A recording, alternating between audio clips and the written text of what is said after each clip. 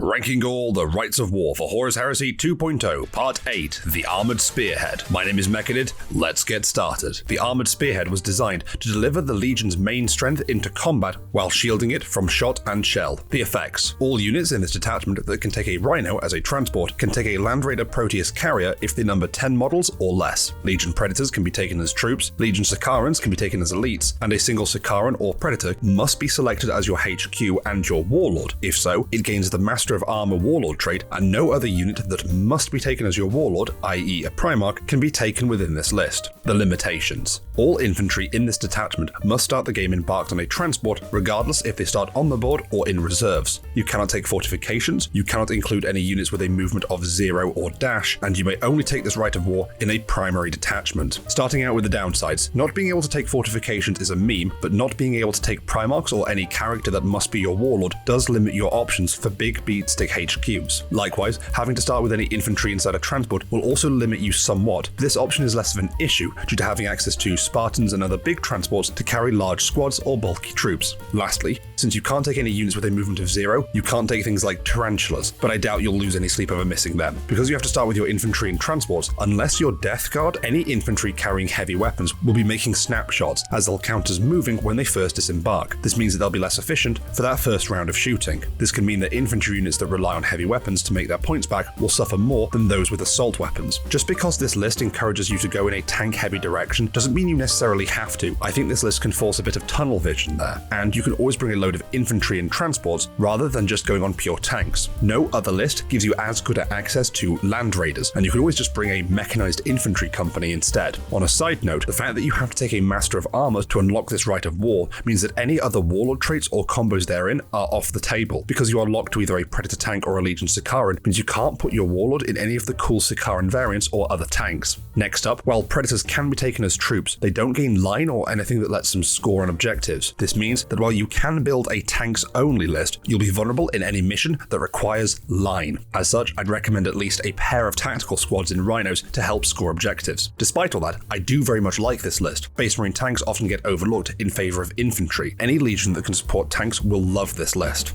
Iron Hands giving vehicles an It Will Not Die to give them more longevity, and Dark Angel's Iron Wing for some better shooting in tank duels. Alpha Legion tanks being 2 inches further away can help shield them from melter weapons. And lastly, a Death Guard mechanized infantry force using heavy weapon squads hopping out of transports can present a new way to play the Sons of Mortarion. And we've got more to cover, so stay tuned for part 2. My name is Mechanid, thanks for watching.